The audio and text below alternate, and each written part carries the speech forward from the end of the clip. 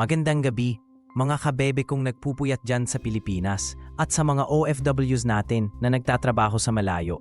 Ang buhay parang kape, minsan matamis, madalas mapait, pero kailangan nating inumin. Shoutout to Steffi Lacson and family dyan sa Estrada, Tarlac. Kumusta po kayo lahat dyan? Ngayon may sulat tayong babasahin. Isang kwento na parang nakalimutan ng anino, pero nandyan pa rin. Ako si Jun, Tito Bebe. Dati, ang mundo ko ay puno ng tawanan at pangarap. Ngayon, parang lumalakad lang ako sa isang palengke na ubus na ang paninda. Tahimik ang lahat, nawala si Nelly at kasama niya ang kulay ng bawat araw ko. Nagsusulat ako dahil kahit anong gawin ko, hindi ko makalimutan ang ngiti niya.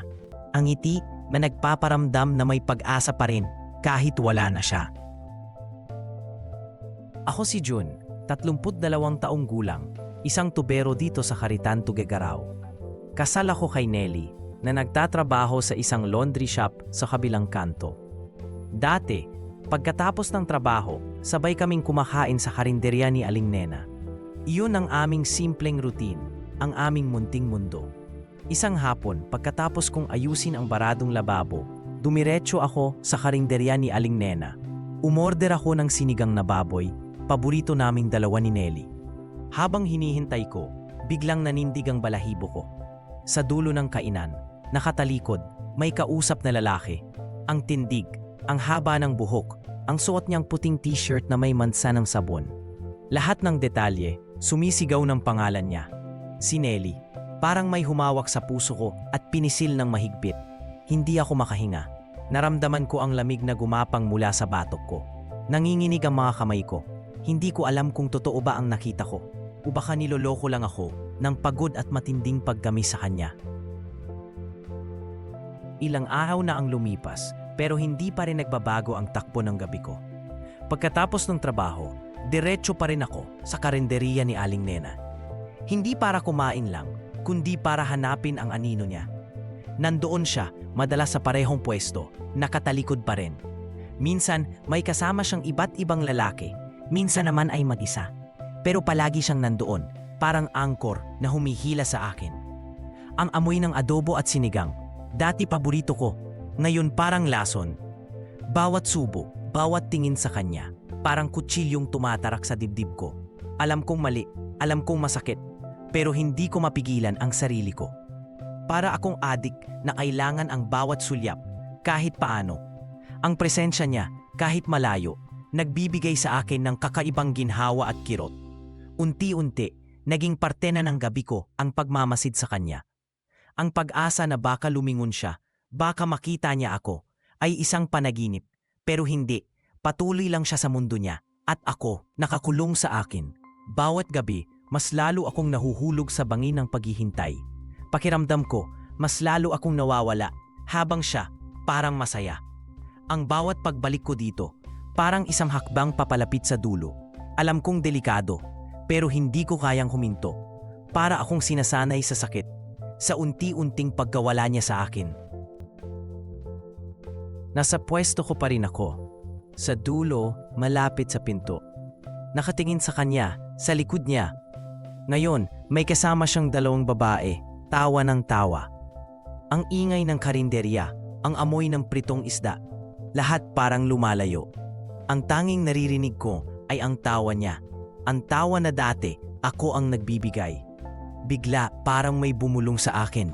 Jun, anong ginagawa mo? Naramdaman ko ang lamig sa kamay ko. Nanginginig ako. Hindi na ito pagmamahal. Hindi na ito pag-asa. Ito ay takot. Takot na baka isang araw, hindi ko na makilala ang sarili ko. Takot na baka mahuli ako. Takot na baka tuluyan na akong mawala. Ang bawat gabi na ginagawa ko ito, parang unti-unti akong nagiging ibang tao. Isang taong hindi ko gusto. Hindi na ito tama. Hindi na ito harmless. Kailangan kong huminto. Pero paano? Ang paghinga ko, humihirap. Parang may nakabara sa lalamunan ko. Ang mga mata ko, nanlalabo. Hindi ko na siya makita ng malinaw. Ang nakikita ko na lang ay ang sarili kong pagbagsak. Dito sa karinderya, sa gitna ng maraming tao, pakiramdam ko, ako lang mag-isa at delikado na ako. Nasa pwesto ko pa rin ako. Unti-unting lumuwag ang karinderya. Umalis na ang mga kasama ni Nelly. Naiwan siya mag-isa sa mesa nila. Pinagmamasdan ko siya habang inaayos ang bag niya. Bigla siyang tumayo. Palapit siya sa akin. Dumaan siya sa harap ko. Nagtagpo ang mga mata namin. Isang saglit na katahimikan. Isang pagkilala sa mga mata niya. "Kumain ka na?" Ang boses niya mahina. Parang hangin lang. Pero tumagos sa akin. Parang may humawak sa puso ko. Hindi ko alam kung anong isasagot. Naramdaman ko ang luha. Isang simpleng tanong. Pero para sa akin, sinabi niya ang lahat. Ang lahat ng takot ko na wala sandali. Napalitan ng isang matinding pag-asa. Isang pag-asa na alam kong delikado. Pero sa sandaling iyon, ayaw kong pakawalan. Isang simpleng tanong. Pero para sa akin, sinabi niya ang lahat. Ang lahat ng takot ko na wala sandali. Napalitan ng isang matinding pag-asa. Pipilitin ko sanang sumagot. Kahit anong salita, basta masabi ko lang. Pero bago pa man lumabas ang kahit anong tunog, biglang nagbago ang tingin niya. Hindi na sa akin nakatutok. Parang may hinahanap. Sa labas ng karinderya. Ang init ng pag-asa ko, biglang nanlamig. Parang may bumuhos na yelo sa akin. Ang ingay ng karinderya. Bumalik sa pandinig ko. Naging malinaw ang lahat. Ang distansya namin. Ang haba ng panahon. Ang mga tanong na hindi nasagip. May hinahabol pa akong labada. Ang boses niya, walang emosyon. Parang sinasabi lang sa sarili niya. Hindi sa akin. Parang wala lang ako doon. Isang anino. Napakasakit. Ang pag-asa ko, durog na durog. May hinahabol pa akong labada. Iyon lang. Hindi na siya lumingon. Dahan-dahan siyang tumayo mula sa upuan niya. Ang upuan sa tapat ko. Parang may humila sa akin pababa. Napakabigat. Bawat hakbang niya palayo, tinutuso ang puso ko. Palabas ng karinderya. Ang ingay ng mga kumakain, ng mga naguhugas, lahat ay lumalayo. Naiwan ako sa gitna ng katahimikan. Ang upuan sa tabi ko, bakante.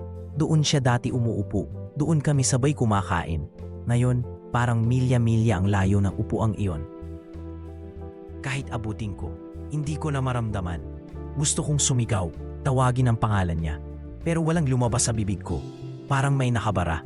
Ang lalamunan ko, tuyong-tuyo. Ang mga mata ko, nakatitig lang sa pintuan. Sa direksyon kung saan siya lumabas.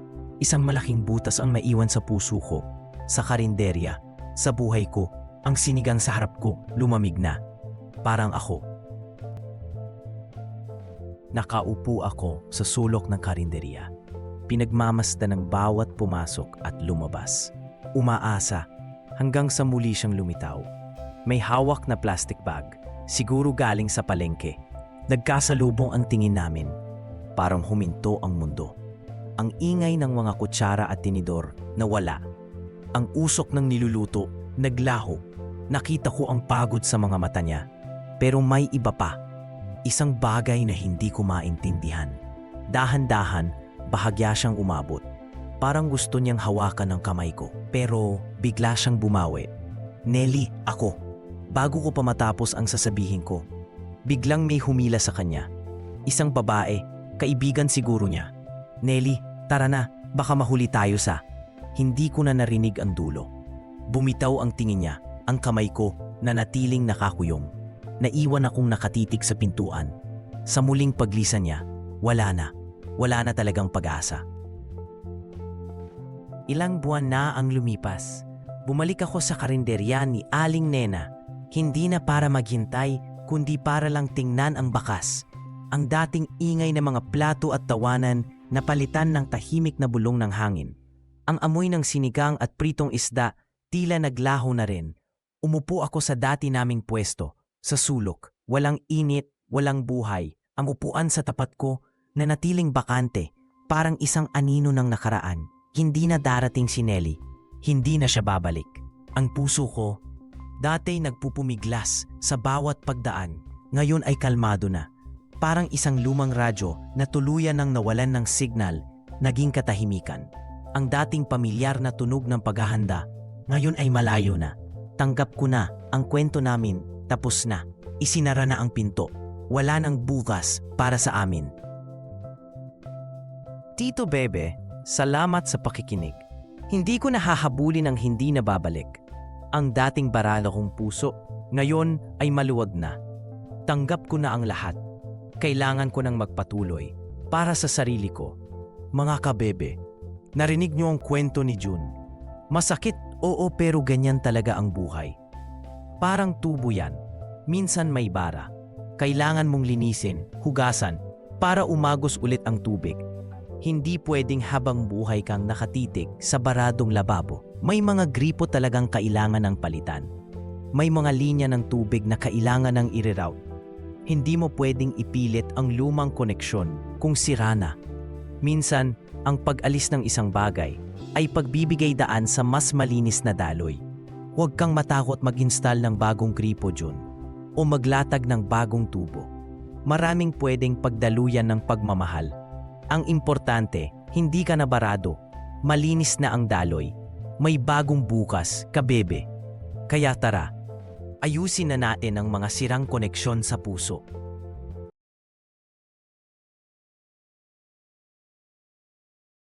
And that's it, mga kabebe. Another story well shared. Napakasarap magkwentuhan to share all the tears and the laughter with you. Before we say goodbye, I want to leave you with this thought from the poem Desiderata by Max Ehrmann. Be yourself, mga kabebe. Never ipilit ang hindi totoo, and don't be cynical about love. Because even when life is dry and full of sadness, true love is always there, like the grass that always grows back. Sana ay nag-enjoy kayo, my dear mga kabebe. If this message touched your heart, please click the like button for me. And para hindi na kayo mahirapan maghanap, subscribe to the channel and hit that notification bell so you never miss our late night chikahan. Huwag niyo ring kalimutang mag-iwan ng comment about your own feelings or story. Thank you so much for spending your valuable time with your Tito Bebe. Always remember to keep your heart open, but keep your standards high. Until next time, mga kabebe, Tito Bebe loves you. Good night and see you soon.